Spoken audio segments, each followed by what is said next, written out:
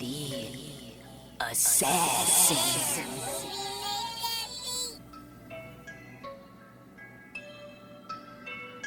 You know I break necks, call me Jack Tate. I have no regrets while your life is fading.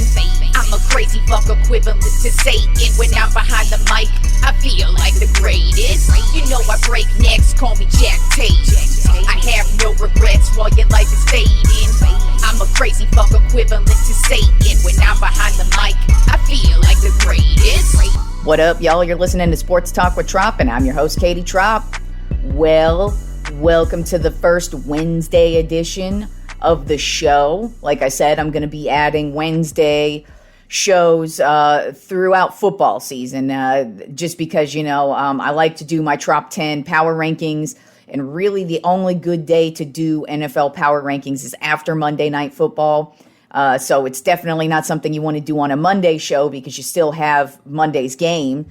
And this week we actually have two Monday Night Football games. So that always plays a factor into power rankings. So I decided we're going to do Wednesday shows throughout football season. And and it's mostly going to focus on football, and they're usually going to be kind of quick, short shows, meaning they're probably going to be about like 15, 20-minute shows, just because I'm mostly going to be focusing on my power rankings, recapping the Monday night game, previewing the Thursday night game, and then breaking down the college football AP top 10 for the week. So let's get right into it with the Monday night football game. That was the weirdest end to a game I have ever seen. Now, granted, Nathaniel Hackett is a rookie coach. This is his first team he has ever coached in his entire career. So you can't expect perfection, but wow. Well, first of all, you could tell, because this is Russell Wilson's first game back, I thought it was weird that the crowd booed him, just because, Seattle has been known for nothing. There has never been a good team out there. They've got teams, but they've never won anything. And they're usually the forgotten teams. Nobody usually ever really remembers the Mariners. Hell, the NBA abandoned them because they didn't get that much support. They ended up moving to Oklahoma City. That's how bad it is being in Seattle for an NBA team. And Russell Wilson, he made the Seahawks a relevant team.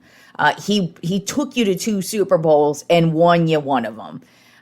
So I don't understand how you could boo the dude. Now, I do get from a fan perspective, you don't want to be rooting for the guy to win, of course, but you should at least give the dude his due, especially when, it really wasn't his fault that he left the Seahawks. The Seahawks were looking to trade him, at least from what the rumors have said, that they were looking to trade him a couple years ago.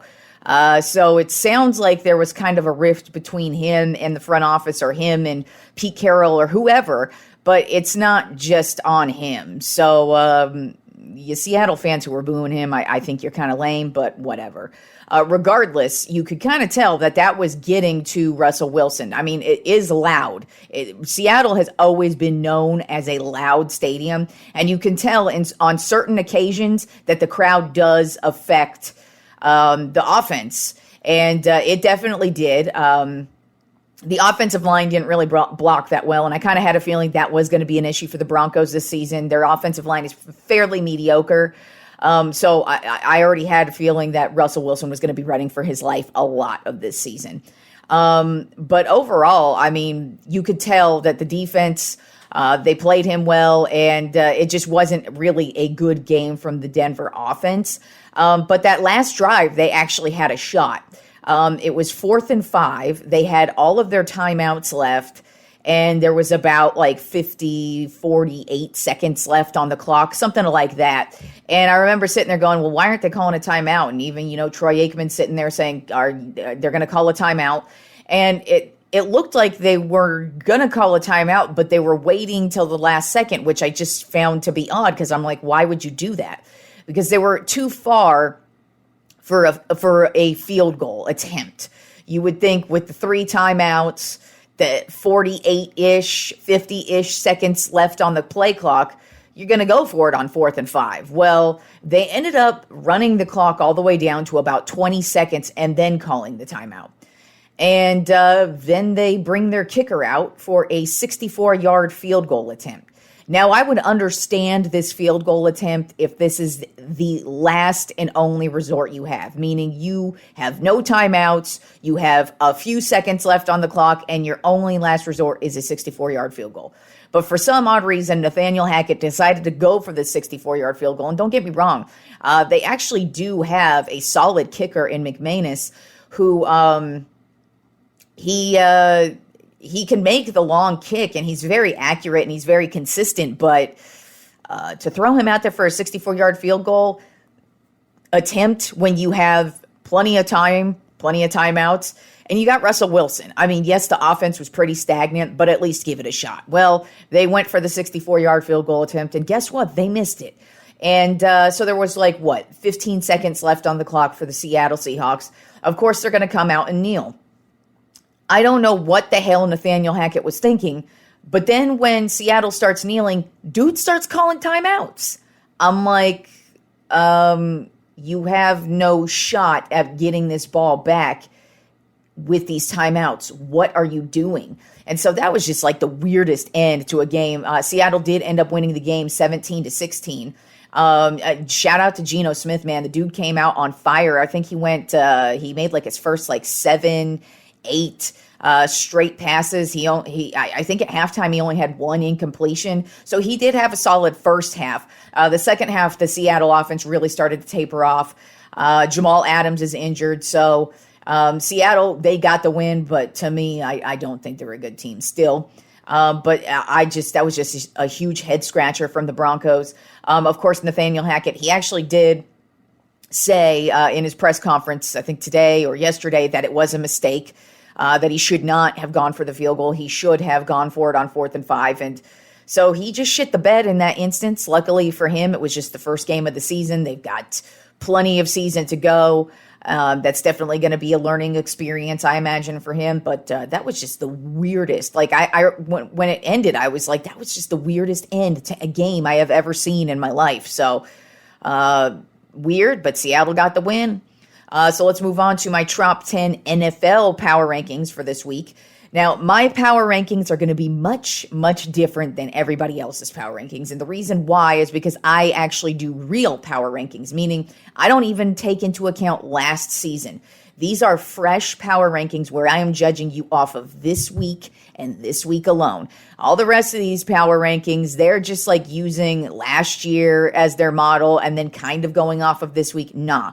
I am going off of this week, which means there's going to be teams in this week's power rankings that are going to immediately fall out because basically I only chose teams that won this week. There was no way in hell I was putting the Packers on here because even though I still think they're a good team, that was a shitty showing from them and they don't deserve to be on my top 10.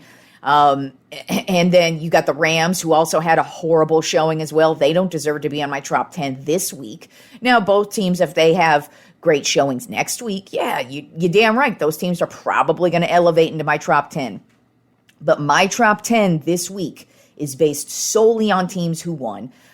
So it was kind of difficult to figure out a top 10 because for real, the top 5 teams I think are legit teams. The bottom 5, a couple are legit, and then a couple definitely are going to be immediately falling out and probably never showing their faces again. But I'm doing legit power rankings where you are going in real time and judging them. So I'm going off of week 1, all winners this week, and then I will progress on as the season goes on. But I ain't counting the Rams because they won the Super Bowl last year. Nah, those fools got their asses beat. They ain't in the top 10 this week. All right, so let's start off with number 1 on my top 10 NFL power rankings, the Buffalo Bills. Obviously, I picked them as my Super Bowl pick, and they came right out the gate, and they absolutely smashed the Rams. Now, they definitely have some room for improvement. The turnovers were a big deal. We'll see what happens with their ground attack if it's able to last. But hey, they won. They beat the Rams, a legit team. They beat them 31-10 in their house. Josh Allen had a spectacular game, went 26 for 31 with 297 yards, 3 touchdowns, and a rushing touchdown as well, and 54 yards rushing. The Bills' defense had 7 sacks.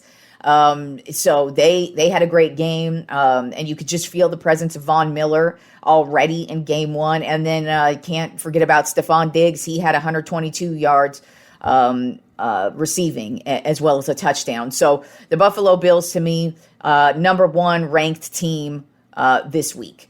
Then at number 2 on my top 10 NFL power rankings of the Kansas City Chiefs. They demolished the Arizona Cardinals 44-21. Patrick Mahomes had a huge game. He went 30 for 39 with 360 yards and 5 touchdowns. Travis Kelce also had a huge game with 121 yards and one of those touchdowns from Mahomes. Basically, they went right into Arizona and just absolutely annihilated them. It was basically like they had the ball and they basically scored every time they touched that ball on offense. So the Chiefs, they were rolling offensively. There's still questions defensively, but Arizona should have had a much better showing for what kind of a team they are.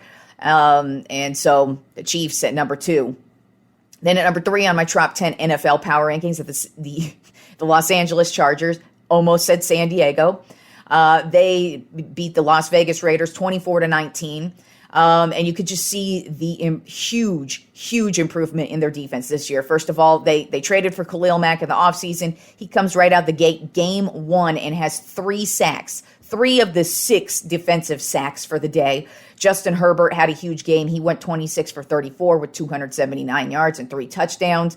And it was a close game, but the Chargers really had the lead right out the gate, and they were just able to hold them off. But the Chargers looking like a really good team. If this defense is able to keep it going, you really want to watch out for the Chargers. Then at number 4 on my top 10 NFL power rankings, I've got the Baltimore Ravens. They beat the New York Jets 24-9. Lamar Jackson, he had a huge game. He went 17 for 30 with 213 yards and 3 touchdowns. The defense had a huge game. They just really held it down. They had a couple sacks. They had a couple of turnovers. And really just overall, the Ravens just absolutely dominated. They looked like the same good old Ravens where they kill you with the ground attack. The defense is able to hold it down, and then you got Lamar Jackson just doing Lamar Jackson magic. Then at number 5 on my top 10 NFL power rankings are the Tampa Bay Buccaneers. This past week, they beat my Dallas Cowboys 19-3. Leonard Fournette had a huge game. He went for 127 yards. And then all the wide receivers.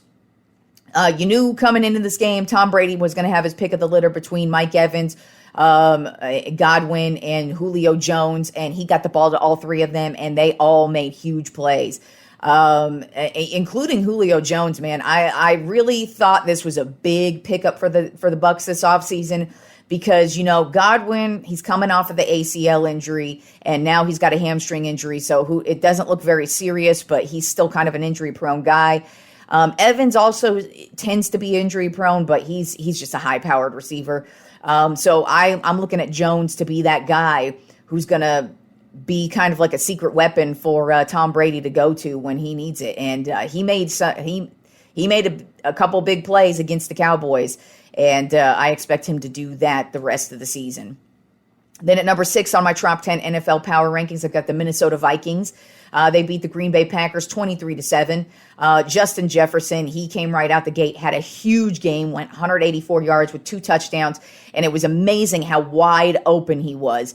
You would kind of think that the Packers would be on alert for Justin Jefferson because the dude went off last season, and he is my pick for Offensive Player of the Year this year, and he started the season off looking good.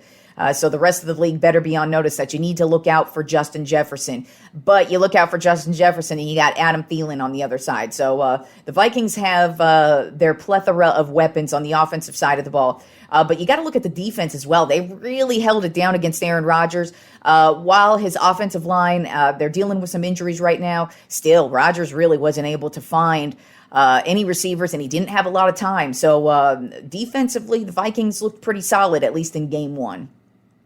Then at number 7 on my Trop 10 NFL Power Rankings, I got the Miami Dolphins. They beat the New England Patriots 20-7. Tyreek Hill, he started off his first game in a Dolphins uniform with 94 yards. And Tua Tagovailoa, I cannot believe this is a legit stat. This is one of the last players on earth where I would believe they would have this stat, but Tua is 4-0 versus the New England Patriots and Bill Belichick in his career to start as a Miami Dolphins starting quarterback. That says a lot. Now, granted, these aren't the same Patriots, but still, to go 4-0 against Bill Belichick and the New England Patriots, come on, man, that's a pretty dope accomplishment right there. Then at number 8 on my Trop 10 NFL Power Rankings, I got the New Orleans Saints. They eked out one against the Atlanta Falcons, 27-26 on a last-second field goal. Jameis Winston actually had a pretty good game. He went 23 for 34 with 269 yards and 2 touchdowns. Michael Thomas was on the receiving end of those 2 touchdowns. He came back big. You know, he's missed about the last year and a half, 2 years, due to injury and then just issues with the team. But he came back strong and he looked real good. Then you also had Jarvis Landry, their offseason pickup this offseason, and he went for 114 yards. So offensively, the Saints didn't look too bad. I mean, the Falcons aren't that great of a team, but they started off the first half real slow and then started to get it going. And then the defense started to help them out as well. Then at number 9 on my Trop 10 NFL Power Rankings at the Philadelphia Eagles. They beat the Detroit Lions 38-35. AJ Brown, they traded for him in the offseason, and he just comes right out the gate and gets 155 yards, and that was a career high for him, which says a lot because AJ Brown has had quite the career so far.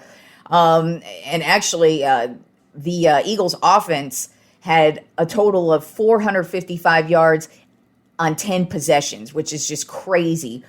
So the Eagles really dominated this game to start. They did start to kind of fall apart defensively as the game wore on. Detroit did start to get it going, but their lead was too much for the Detroit Lions to overcome. Then rounding out my Trop 10 NFL Power Rankings this week, the Pittsburgh Steelers. They beat the Cincinnati Bengals in overtime 23-20. They forced 5 turnovers from Joe Burrow. 4 of those were in the first half, and that's the first time in Joe Burrow's career he's ever had 5 turnovers. So that was a big game from the Steelers' defense. They had 6 sacks total, and they just had a big game defensively. On the offensive side of the ball, they weren't that good. They started off pretty hot, but then they just started to taper off as the game went on.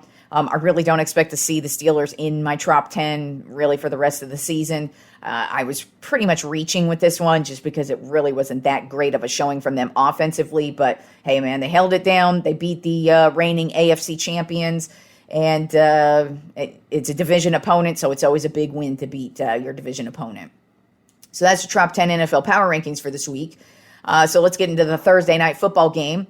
This week is going to be a great matchup between the Los Angeles Chargers and the Kansas City Chiefs.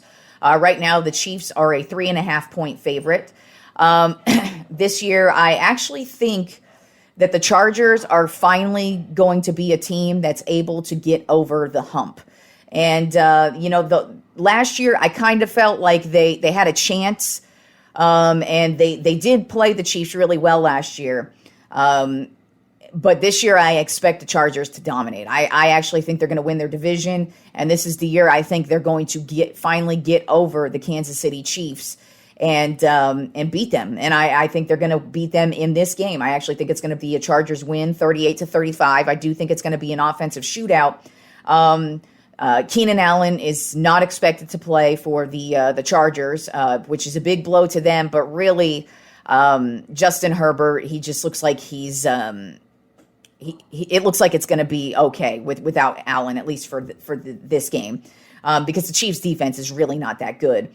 But one big missing piece is actually going to be on the Chiefs' side of the ball. Their kicker, I just read right before I went on air, is their kicker, Harrison Butker, probably the best or second best kicker in the league, very automatic, and usually you would think kickers aren't a big deal. Well, these days, kickers are a big deal, and Butker, he has made some huge kicks for the Chiefs, and it turns out he is not going to be playing tomorrow either. And I think that is actually going to be kind of the deciding factor where I feel like they might end up missing an extra point or missing a kind of long field goal. But I also think the Chargers defense is gonna contain Patrick Mahomes as best they can, because obviously that's a tough task for any defense. But I do think I'm taking the Chargers in an upset this week, because I do think the Chargers are going to finally get the best of the Chiefs, and I think they're going to take over this division and be one of the best teams in the AFC, and it starts this week on Thursday Night Football. All right, and so now let's round out with the college football AP Top 10 for this week.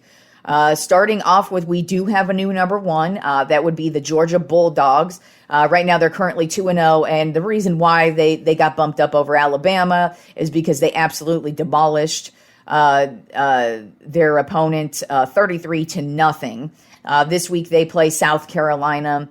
I expect it to be another win for Georgia. Georgia looks just really fucking good right now. They are the defending national champions, so hey, can't really argue against them being number one.